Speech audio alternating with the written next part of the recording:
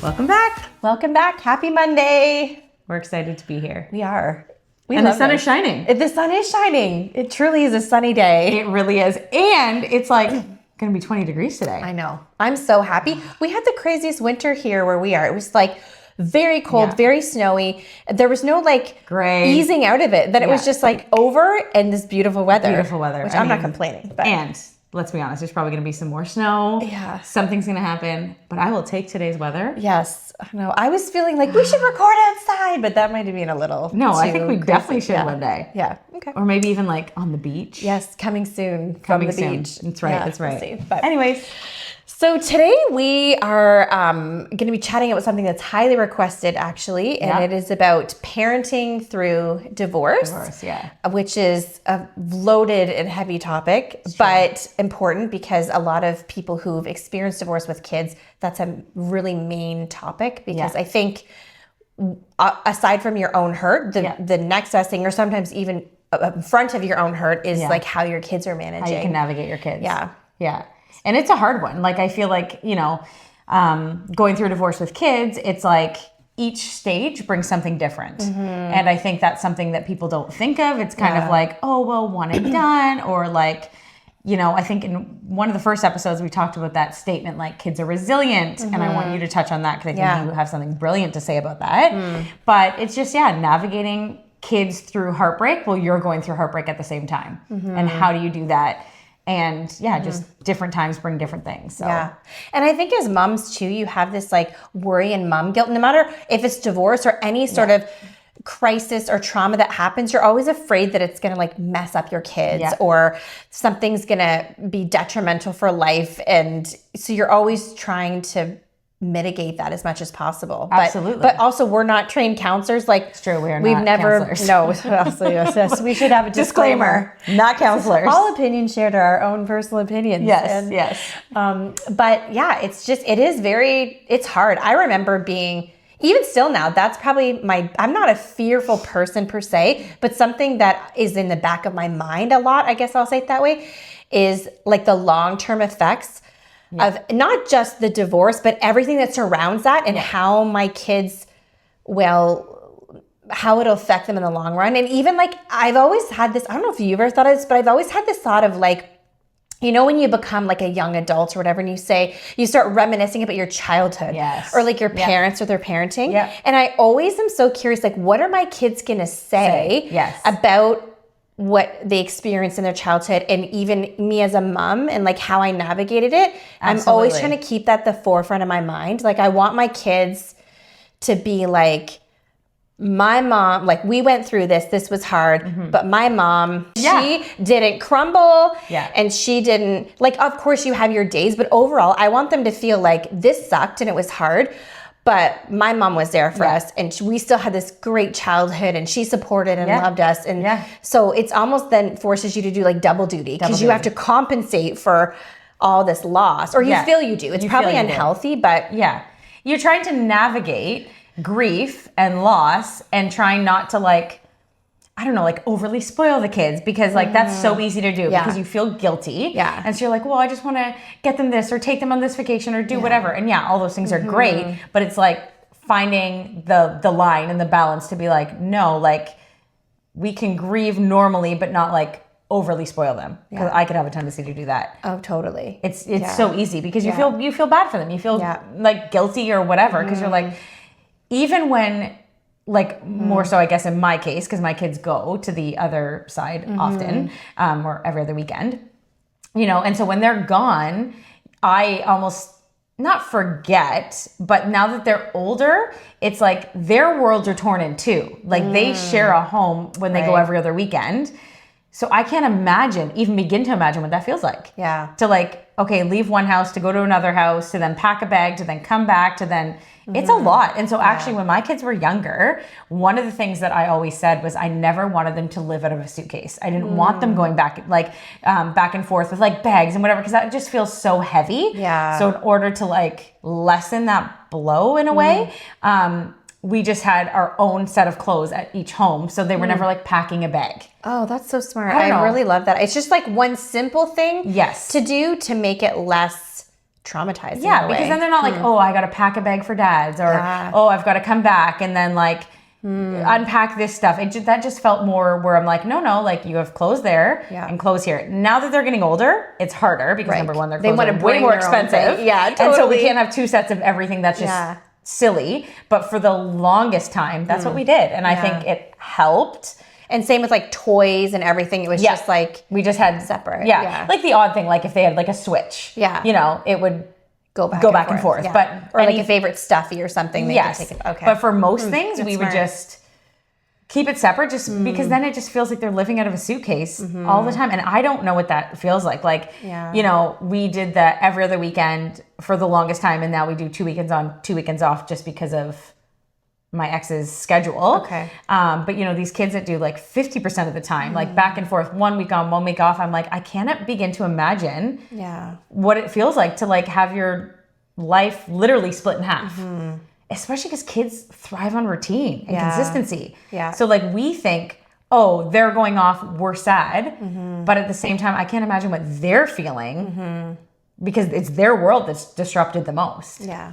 And do you feel like with your kids, like, do they feel, I've always just been curious about this. Do they feel like they have like two homes? Or do you think that because even just that you're the mom and mom's kind of had the more nurturing role, do you think they feel more like where they live with you is like their home and then they go to dad's, which is comfortable? Or do you feel like it's the same feeling? Like, do they ever mention that? Yeah, I think it depends on the kid. Like, I don't think there's like a one word answer for it, or like depends on, you know, the family. But I think for my kids, like they do feel like, you know, that's their other home. Like that is, they have their bedroom set up, they have their space set up. So in that sense, it just probably feels like different because they're with me 90% of the time. Yeah. Right? I mean, 2 weekends. Right. That's what I kind of wonder. They are with me more. Yeah. So there's probably like a different feeling, but they would definitely be like, no, that's our home too. And that's all your kids know, right? Because they were especially Eden, she wouldn't, well, even Zeke, they don't probably remember life before. Yeah. Like, does Zeke remember ever you guys living together? Yeah, he definitely remembers it because but Zeke is also very smart. Yeah. And has a memory of like, crazy. I don't even know. It's next level. So he'll remember us living together. Eden definitely not. She was 6 months, right? So she doesn't remember, but he does. He does. So he remembers going back and forth, even being little and all that stuff. And when they were younger, it was so much harder. Yeah. Like I would dread when they went. Like I would cry.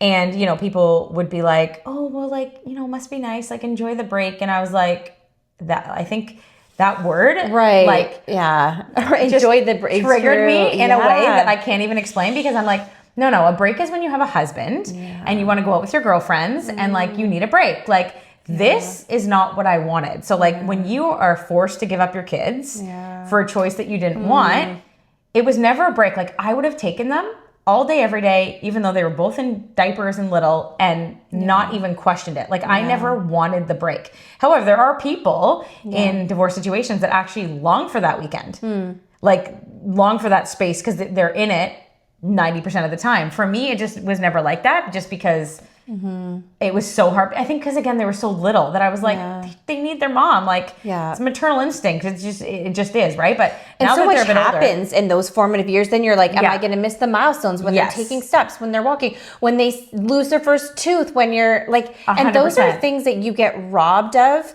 when you didn't choose, especially when you didn't choose to have the family break apart. Like, I know I struggle with that. Like, do you feel resentment about that ever? Like, you're taking that, like you promised me this life, this family. I trusted you. We made this commitment through marriage. And then you just on your own ripped that away from me. And now, like your kid might lose their first tooth at dad's and you're just getting like a picture after the fact, or like all these moments that they're a little bit big. Like, how do you feel about that? Yeah, no, that's a great point. I think for me, the hardest one for me to swallow is obviously Eden was young, right? She was like 6.5, 7 months. And so, you know, when you're like married and you're like, okay, is this going to be our last? Is it not going to be our last? Yeah. If it is your last, you like really take that time to like enjoy them and enjoy the moments and be like, I'm going to like nurse her while like listening to music, and I'm going to be up in the middle of the night and not bother me. 'Cause like, you're wanting to enjoy knowing, okay, this is my last. Where I feel very robbed of Eden's babyhood. Wow. Because I was so, number one, in survival mode. It was like sink or swim, and I'm sinking. And so even if I knew she was my last, which I didn't, because again, I didn't know what was going to happen from, when he left. And so I don't know. I just feel like I was robbed of her babyhood. Like I had Zeke, and then her, like it just felt like there was always something missing because I'm scrambling, not for my life, but you know what I mean? Like you're fighting. And how can I really enjoy her as a baby because I'm exhausted? And so that one's a touchy one for me. Like when I think about it, I just feel like I got gypped with her baby, like her baby stage. And if I think about it long enough, it could like literally hurt my heart. And I knew I didn't want to go on to have more kids with like another person, like 2 baby daddies. Right. That I did for me, like I get that people do it, but like even my husband now and I, like people always like, oh, did you guys have any kids together? We're like, no, blended, but not extended. Like, like we are a hands full. I didn't want that of like, and I think because it always scares you, like in the back of your mind, you're always like, well, what if something happened again? Or what if, and then you're going to be apart from another kid? Like, it leaves like this trauma, right? Yeah. Makes sense. Yeah. So for Eden, like it really, I feel like I missed out on her baby years, and that's why I love babies so much. Yeah. Give me all the babies. Give me all the babies. I can totally relate to you. I relate to that too, like in a similar way. Like my kids don't go to their dad's house, so I didn't have to deal with that like split time, right?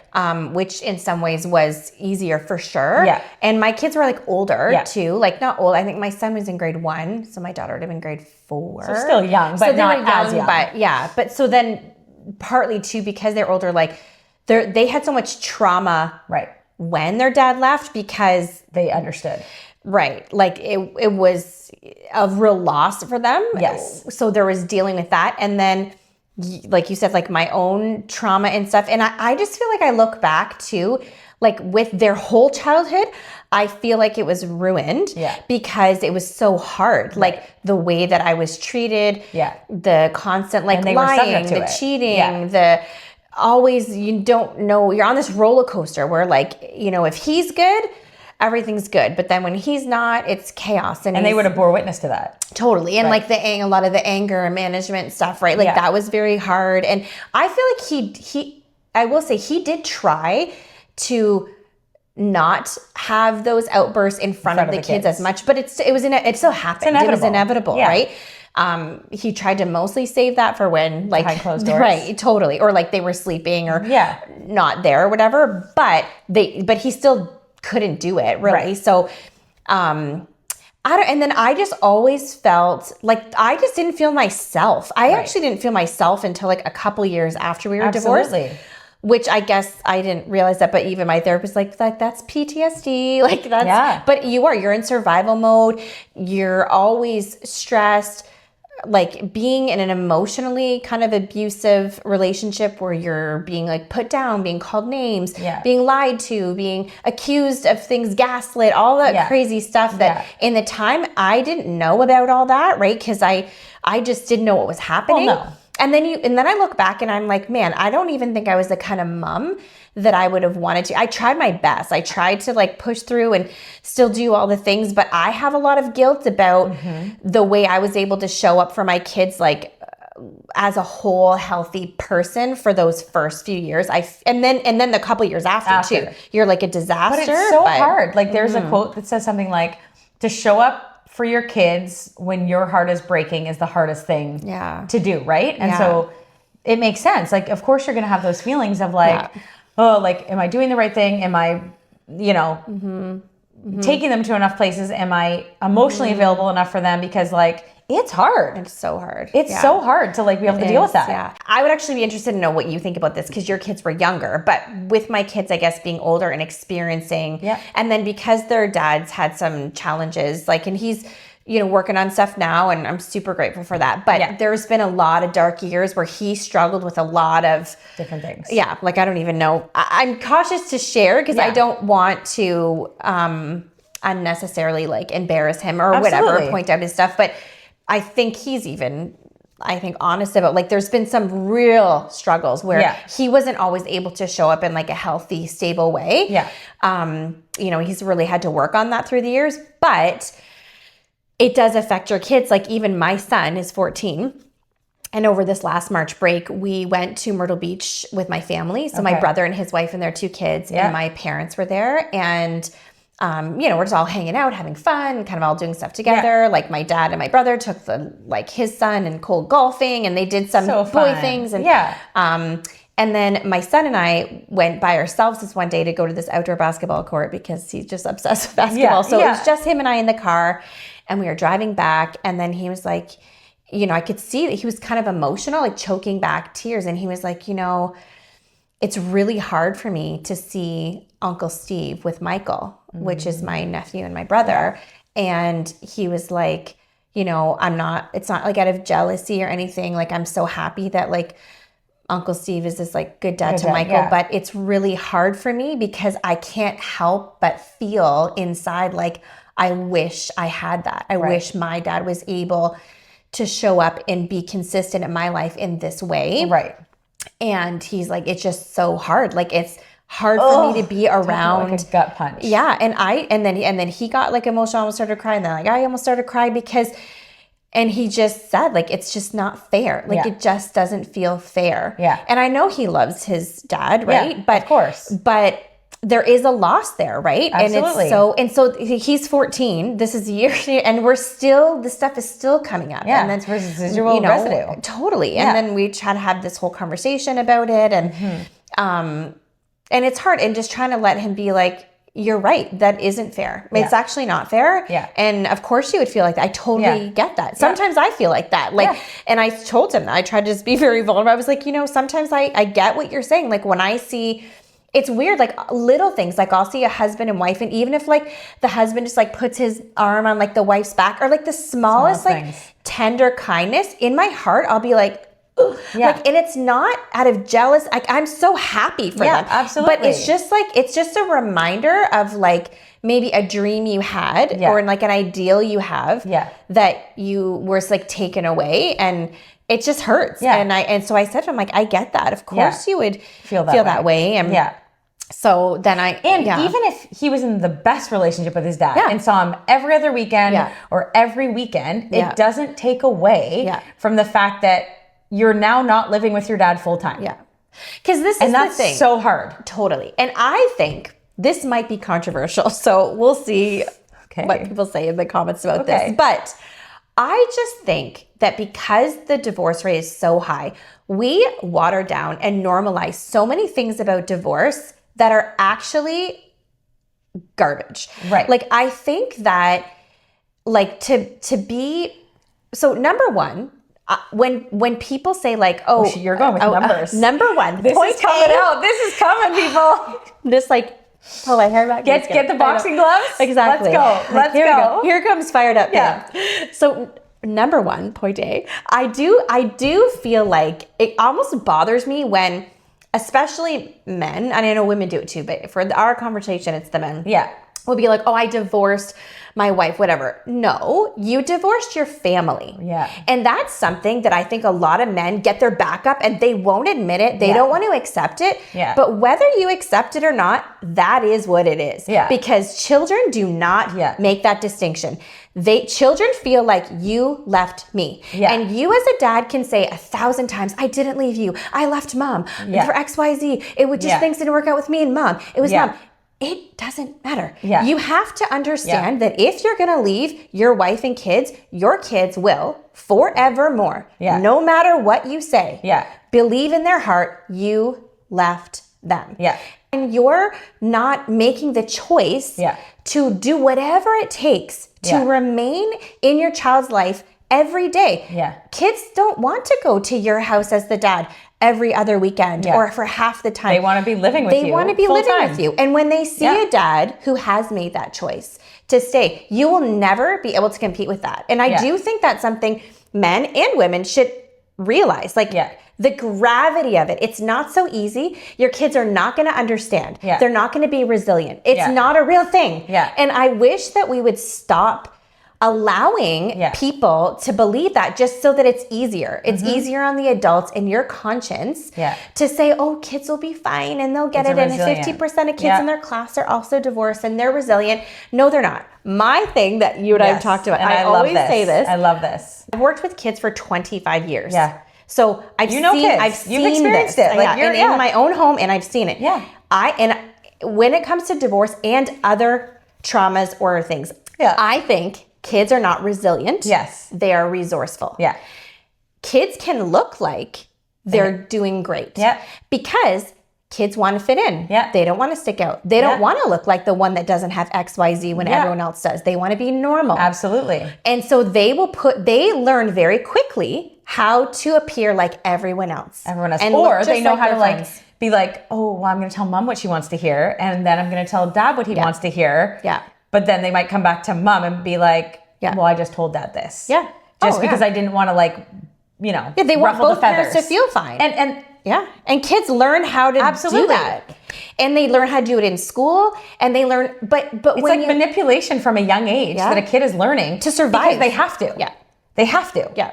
And it's honestly, parenting through any sort of trauma, whether it's grief of a parent dying, or, a divorce or any big trauma, like abuse, anything like that, is the hardest thing, because you just want to make your kid not hurt. Yeah. You just want to make them feel better, right? Yeah. And they want to not hurt. That's right. They want to. This is the thing.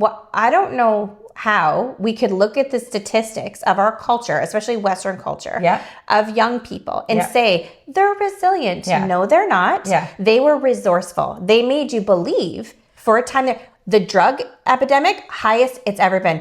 Suicide in young people, highest it's ever been. Anxiety, highest it's ever been in history. Depression for young people, highest it's ever been in history. To me, and the divorce rate is like this. Totally. And it keeps getting higher and higher. And sure, there's other contributing factors, but how do we keep lying as the adults, lying to ourselves so that we can sleep at night going, kids will be fine, they're resilient. No, they're not. No, they're not. They're suffering and they're coping with all of these unhealthy ways, right? And statistic wise, they say a father being in the home and their biological father being in the home. Yeah. All those things that you said, like divorce, suicide, all those things come down significantly when there's a father figure in the home. Yeah. And so to me, it's just come on, let's make it work. Yeah. Figure it out, because it's heartbreaking to walk your kids through that. Yeah. Yeah. It just is. Or just really, I think too, is even before that, slow it down and understand what you're committing to and what you're endeavoring to do.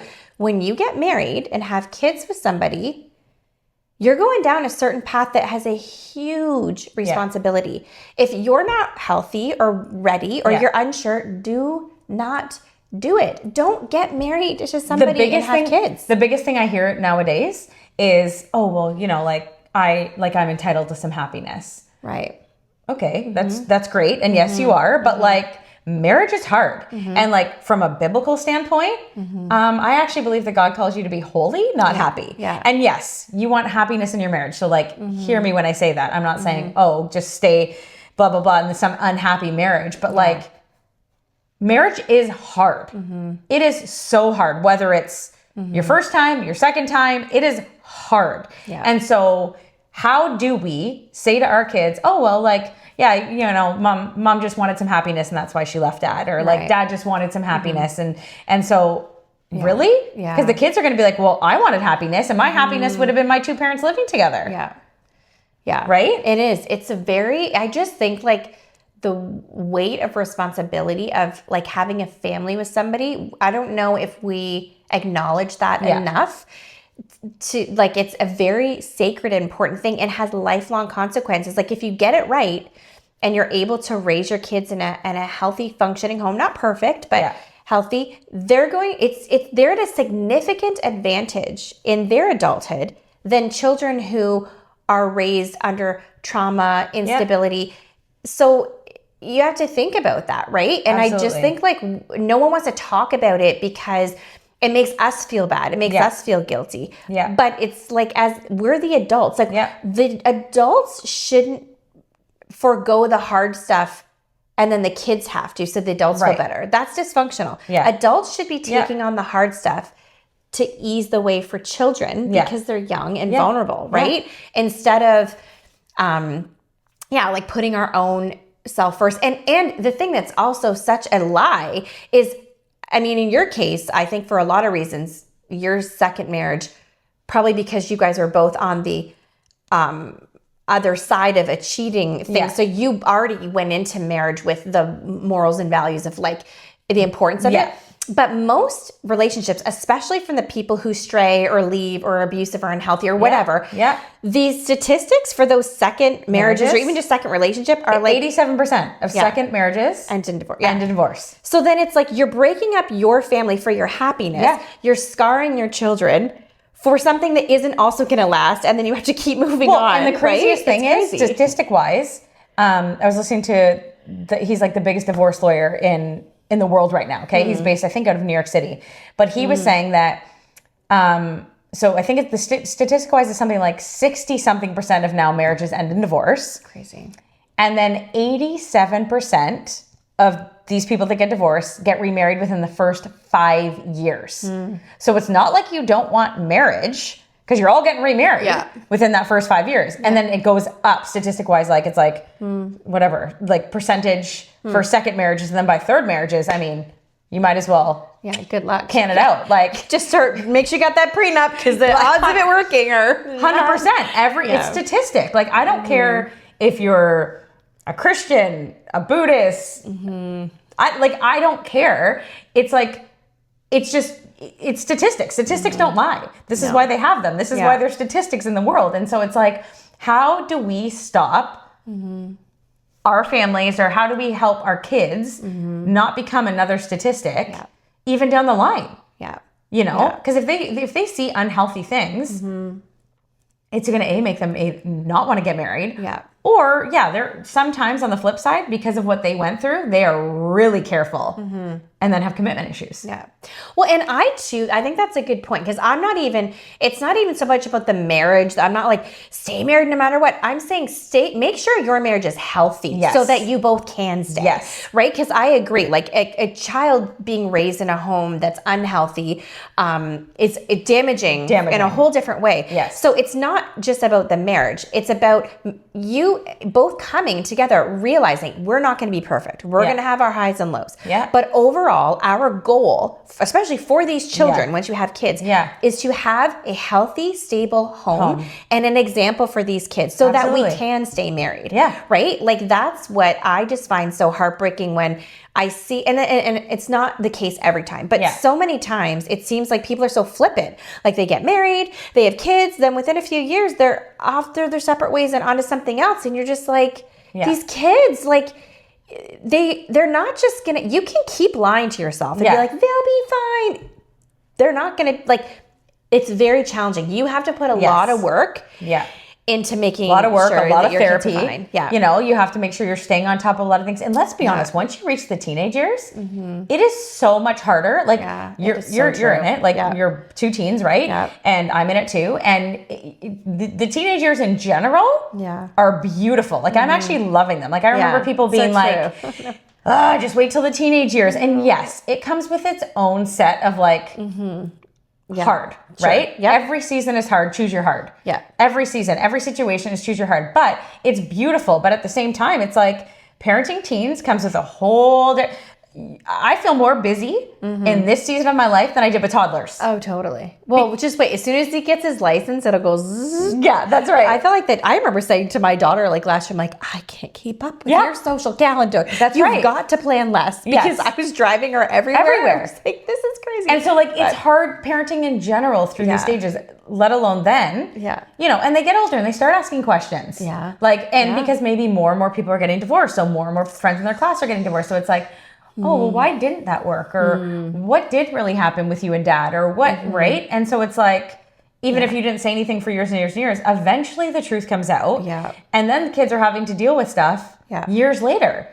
And like, it's so heartbreaking. It's just, parenting kids through divorce is so hard. And so I think even like the marriage component where like, you're like, yeah, we need to be two healthy people. Yes. So I'm like, the number one thing I can recommend to all marriages is both of you be in counseling from day one. Yeah. Okay? Yeah, it's like a tune-up. Not because you have problems. It's not embarrassing. Like together, be in counseling together, but separately, because you need to work on you, and he needs to work on him, and I need to work on me, and he needs to work on him, and then you come together, and then I would say once a year, you go away on some sort of marriage weekend, marriage conference, just to keep it healthy. Yeah. Because that's what's important. People will be like, well, I can't afford it. Oh, really? You've probably spent more on Starbucks. Yeah. You probably spent more on, you know, whatever. But yeah, I just think like going on these marriage conferences. Working on it. Yeah. Working on it. Yeah. Even for kids, like have them in therapy. The importance of therapy. It's like,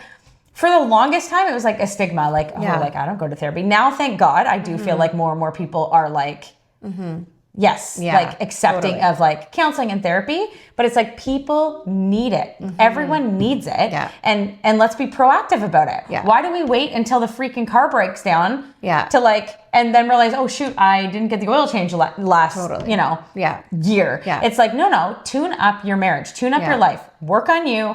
He works on him. And if there's like no like, I feel like abuse or anything like that, anything can be worked on. Yeah. Totally. But yet here we are just throwing away things because we're like, we're not happy. Well, and it's like what in life that is valuable is self-sustaining. Like I can't think of anything. Your home, you have to take care of that. You have to like change the filters. You have to clean it. You have to change whatever. I don't even, all the things that I change the light bulb. You know, you have to take care of your house. You have to take care of your car. You have to take even your own friendships, your relationship with your kids. You got to work on those. Yeah. Why do we think that a marriage is like, oh, it's should be this fairy tale? It's like it, but and it's worth it because it's like, it's worth it for you, but then you look at these little faces who are looking to you to be like, am I important enough that you're going to put time, money, investment, or whatever into this to save me all of this like trauma and stuff? And I hope that like we're able to do that. And then, and if you do find yourself in a situation like both you and I found where it was out of our control and out of our choice, that the marriage was going to be over and there was nothing we could do about it. Yeah. Those things happen too. That's hard. I'm still coming to grips with acceptance of that for myself, but it is what it is. Yeah. But then now you have these kids who are upset, traumatized, whatever. And like, how do you, now that's your new responsibility. You are responsible for walking them through their pain in a way that helps them deal with it in a healthy way so that they don't hopefully turn to unhealthy coping mechanisms. Absolutely. And that's a lot of pressure. That's a lot of pressure. Yeah. Or you've got kids, you know, especially I would say more so, well, no, girls and boys, but boys will like them want to like exceed at a sport or exceed at an extracurricular so that they can almost feel like I'm going to like make my dad proud or I'm going to like whatever because something could be lacking. Or girls often will look for love in the wrong places. Or they'll, you know, become OCD. My child. Right? I'll ask her if it's okay to share this before I share. But like I've noticed that with my daughter, she's about to be 17 in a couple weeks. It's so funny because everyone talks about like how disgusting teenagers are. And you're like, not mine. She's next level. Like I like a clean, tidy house, whatever, things, whatever. She's like next level. Like her room looks like a Pottery Barn magazine photo shoot every day. I love that. She will never wear clothes twice. Oh yeah. She's like, I remember coming home like a couple of years ago being like, from one of her friends, so she's like, I have to tell you something so disgusting. And I was like, okay. Like my kids have been doing their own laundry since they were like 10. So, and she was like, named her friend. And she's like, she told me she sometimes wears her jeans like 3 or 4 times without washing them. And I was that's like, normal. And she's like, that's so disgusting. It was like, are you washing your jeans every time? She was like, yeah, I wash everything. Like she puts it on for 2 hours. She has to wash it. Listen, I'm like Naya. I am 100% like Naya. I was like, honey, you're the abnormal one. Everyone else wears their jeans multiple times. Not me. And also like, disgusting. You come home to like my house, like you're not wearing like your outdoor clothes on your bed. She's the same. That's gross. Yeah. There's germs on that. Yeah. I get it. I get it. She's very, and she's but like, it's a coping mechanism. Totally. 100%. And that's what I learned with her. Like at first I was like, what is happening here? Because it's funny and cute, but sometimes it's a bit much because sometimes she has a hard time letting go of like accepting that you can't always, you don't have time to, everything can't just be da-da-da and just so and clean. And but we learned that through therapy and stuff, that's a like she's trying to control something she can because so much of her life is out of control. 100%. So it's like balancing that of like understanding and walking her through that so that she can still function in a way that doesn't drive everyone nuts. But also understanding that for her, that is helpful and it helps her to feel at peace and helps her like regulate herself. Well, absolutely. And it's wild to see what kids do, like whether they pick up an unhealthy coping mechanism or healthy. I mean, to me, I'm like, clean is fine. Totally. But if she's like not doing drugs, she just cleans the room obsessively. I'm like, I'll take it. But also like unhealthy coping mechanisms or like fears and anxieties that come up that you're like, whoa, like you never had this before, or like why is there this fear, or why? Because like their little worlds are like upside down. Yeah. And like you said, like anxiety, all these things are at the height. Yeah. Add in all these other things that maybe their other friends aren't going through or whatever. It's like no wonder. No wonder like all these statistics are so high right now because people's worlds are crashing in. And it's okay if as a mom, you are like, I don't know what to do and I'm not sure. I think the big thing would be like to just be humble and admit that and get help as opposed to just like ignoring it. Absolutely. I got permission from my kids to share all of this too because I'm like always checking, is it okay? Yes. But my son, so when my husband first left and he was like 7, he was so distraught, and some things had happened around that time too that it wasn't handled the best way. Like it wasn't, there's a way that you could probably find out that is less traumatizing. Unfortunately, they didn't find out in a less traumatizing way, which is unfortunate. But he went through, and he was such a great, easygoing, fun kid. He still is, but he went through a time when he was 7 where he wasn't sleeping at night, and he was always a great sleeper, was so distraught. He would be sobbing uncontrollably for like 2 hours at bedtime, saying really scary things like, I can't live like this. I can't live with this pain. I just want to die. I just want to be in heaven where there's no pain. I want to die. I want to die. He would say it. And then it bothered me so much. It would, as a parent, and I didn't know what to do because I can't promise that. I don't know. I can't fix this. It is what it is.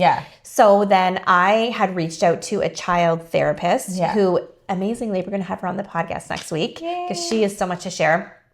Out of desperation, because I was like, what do I do? My kids are like, I was like, are they going to be destroyed for life? Like, and she really worked with him and kind of helped him through that. And she was able to run some sort of like tests with him and to see, like, is he really like suicidal at this young age or what? And she kind of, with the way she explained it to me, is she said, her assessment with him is he's in so much pain that he's looking for the vocabulary to express it. And he's saying the most like serious, severe thing he can think of to express how much pain he's in. Is he going to act on that? She didn't think there was a huge concern in that because she'd run some tests with him or whatever. But then with both my kids, we started them in counseling like weekly because I did feel overwhelmed. Absolutely. And I don't know how to deal with this. I'm not sure what to do. It scared me. I didn't trust myself either because I was also, like we said, like hurting and pain, and you're trying to navigate it, but I'm like, what if I'm saying the wrong thing?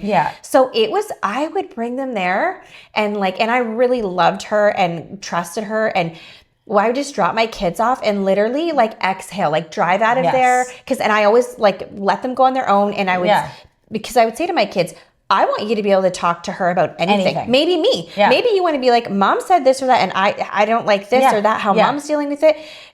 And it's just between you guys. And sometimes I would go in, like the kids would ask, there'd be something we need to all discuss together in the odd time. But I'm like, this is your counselor. She's not my counselor. She's your counselor. Go in. You talk to her. This is for you. And like, I think if kids or parents are like, oh, my kids will never do that, or Try. The thing that's funny is the first time I set up an appointment and I explained this to my kids, I think first I brought my daughter first by herself before, and then I think my son, and then they did some joint ones. But so she would have been like grade 4, grade 5, and she was very like so uncomfortable. I was like, no, I'm not going to go. I don't want to talk about that.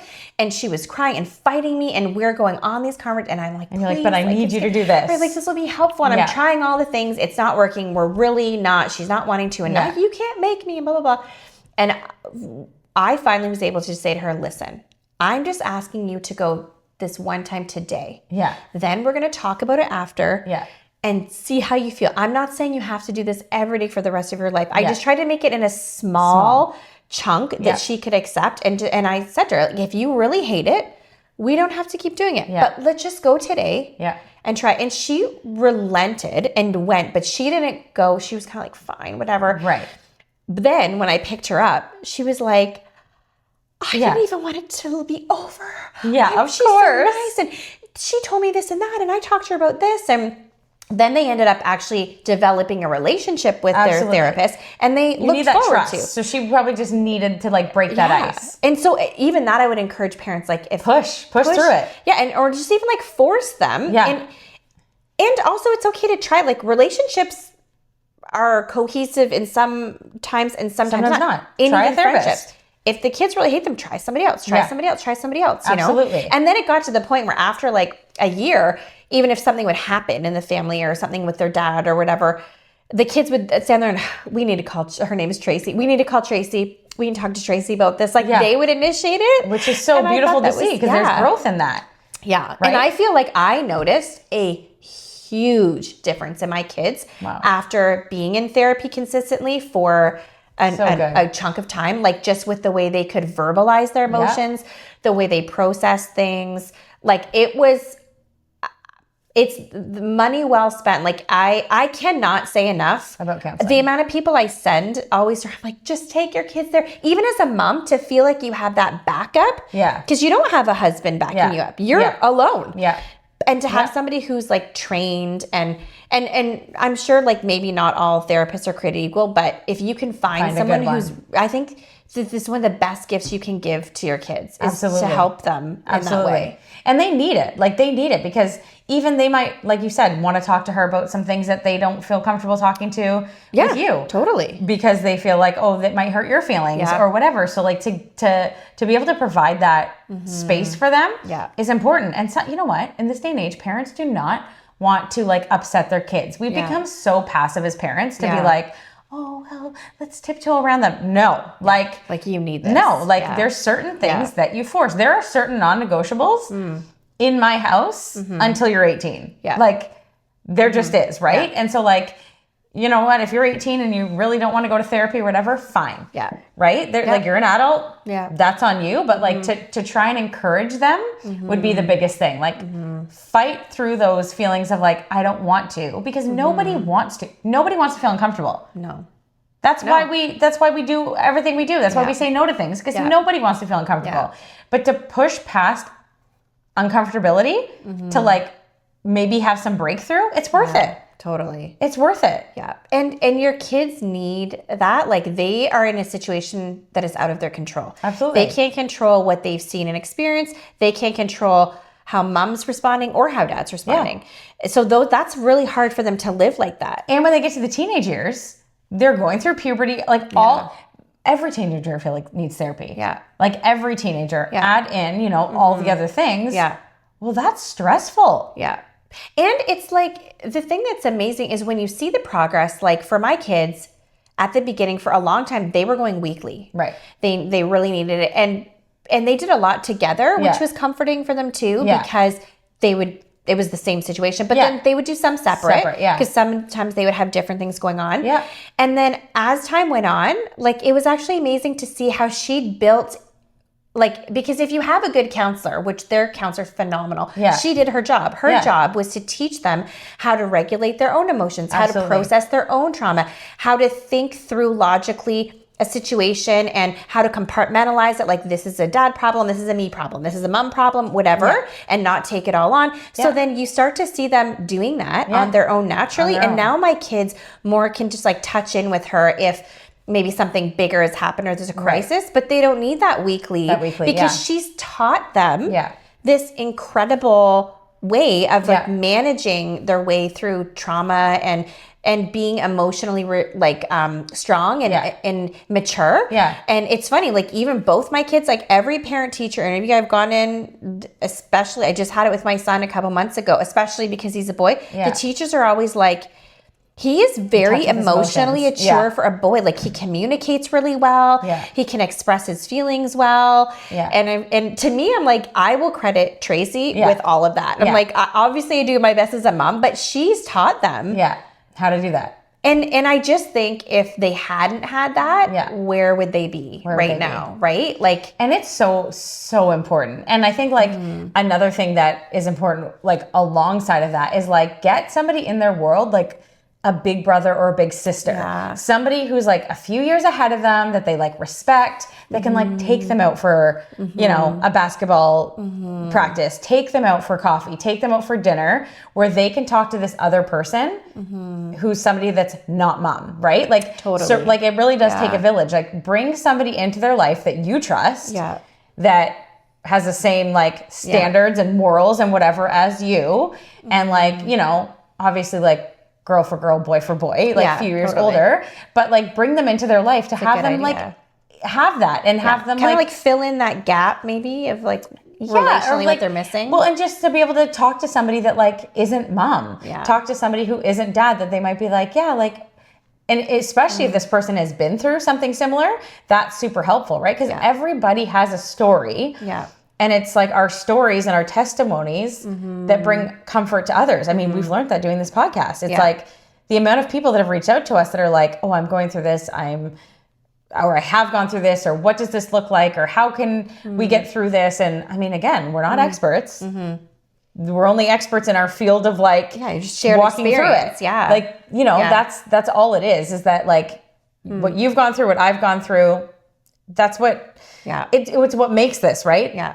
And if you can't provide the relationship in your own family home, like we weren't able to, well, and once you remarried Alan, that was different. But if you like put your kids in like proximity with people who do have healthy, not perfect, but healthy relationships, they can see it. They can at least see it and have exposure to it, right? Whereas, and I've been so grateful for that, for like a lot of friends that we have who they have like a good, healthy like situation, even in some in my family, like with what happened with my brother, and even if it's hard, at least they're learning and seeing like there's a different way. With the way that what happened in my family, when I have my own family, I don't have to be like that. That's like right. Even one of my really close friends, her husband is also named Justin, which I know is a friend of yours, close friends. But he is great because he took my son kind of under his wing a lot, especially at the beginning, and like still now a bit. But and he has 2 girls, and I would try to like strategically set up all these like,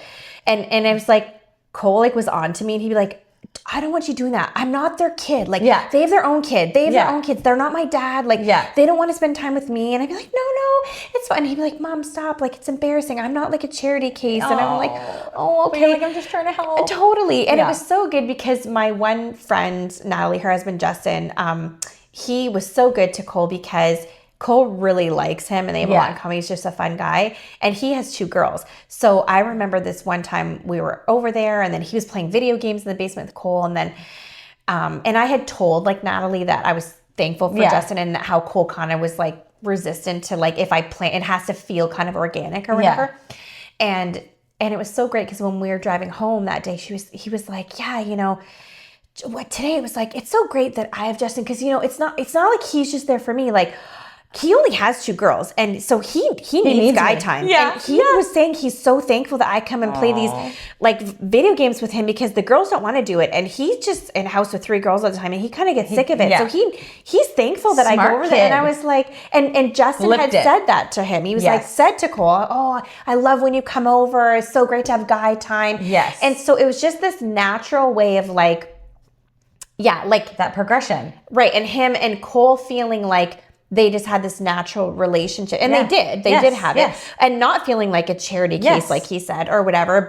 And I was so I almost like started to cry. I'm like, I love my friends. Thank you, Justin. And that's why it takes a village. Yeah. That's why like parenthood in general, whether you're divorced or not. So true. It takes a village to raise your kids. Yeah. It just does. Yeah. Because it's hard. Parenting is hard. Right? So for him to be able to have that and your friends to be able to step in, that's amazing. It's true. And that's beautiful. And that's the village that I think we all long for our families and our kids. Yeah. Right? And I know that everyone that listens to this podcast doesn't share the same faith as we do, but I do personally believe that God does provide and he will fill in those voids for sure. And even now, like my son has like mentors through sports and stuff that like have stepped in the most incredible way. And you can only attribute to God. Totally. Like where you're like, you just see like God, provided this opportunity to meet someone in a random way. And then they just take your kid under their wing and mentor them. And as a mom, like that is,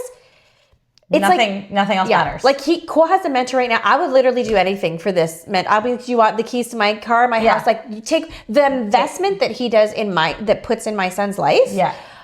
It's invaluable to me. Yeah. I feel like indebted to him. I'm like, what can I do? Can I bake you cookies? Yeah. Do you want me to shine your shoes? Like, what can I literally do for you? Because I feel like indebted to somebody who is willing, because some kids need that so badly. They do. And if a kid has a dad who is able to provide that, amazing. But so many kids don't. Yeah. And if we can like keep our eye out for those kids and step in, whether it's a little girl, a little boy, and be like, can I give you a little extra like love and attention because you have that void in your life, right? Absolutely. And be maybe used by God in a different way for somebody else. And I've seen the people that God's brought into my kid's life that I'm like, thank you, only Lord, because I mean, you need it. Like you said, you need the village. Yeah, right? Absolutely. And I think like in our situation, like just being involved as we are in the church, like youth group and stuff like that has been like non-negotiable for me. Like, now, luckily, my kids don't fight me and they love going. Like every week, they're like, is it youth? Is it youth? And my kid's youth pastor is like, him and his wife,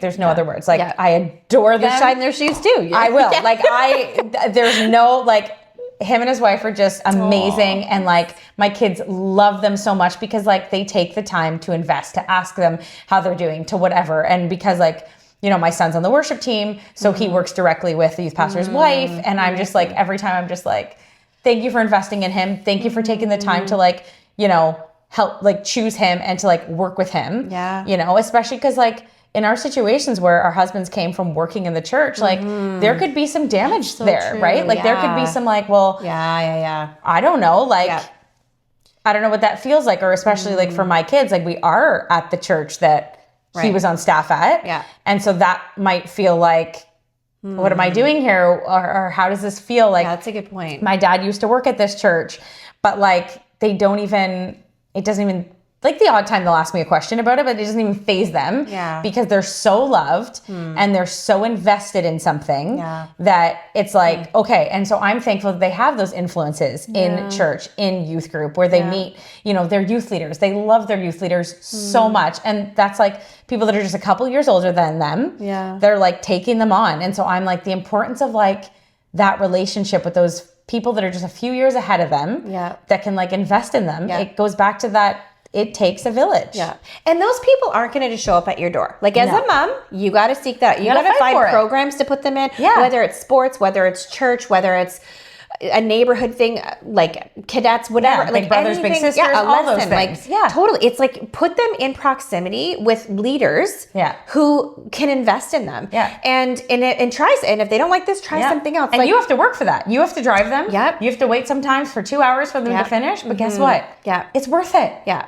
The investment is worth it. Yeah. Because I've heard that too, where people are like, well, nobody was there for my kids and nobody this, and I'm just like, did you try? For sure. And it is great. If people can initiate, that's awesome too. Yeah. But yeah, as a mom, don't give up. You just keep literally dropping your kid in front of people that you're like, could my child look up to you, learn from you, be mentored by you, possibly, right? And have those like natural environments. When you're on your own, you need that support. If you don't, and some people have it in their family with aunts and uncles and whatever, amazing. But if you don't have to feel like lost and like, I don't know what to do, you can seek that out. And like you said, as a mom, you got to put that work in. Yeah. Pound the pavement, find the thing, sign your kid up, make the sacrifice of your coffee or your nails or whatever, and pay that registration 100%. and drive them there and put them put them into something. Yeah. And then likewise too, if first. you see them in like an unhealthy thing, it's like, oh, pull back. We're just gonna, you got enough. Like I always say that with my kids, I'm so protective of my kids and who they spend time with. Yeah.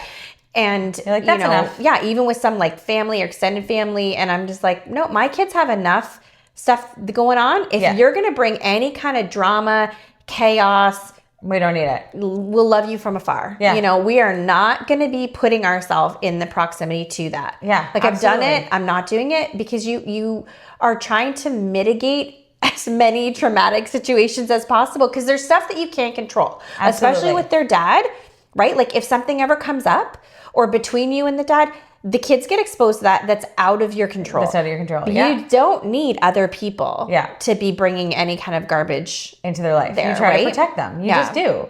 And I think that's all you can do. That's all you can do. Mm-hmm.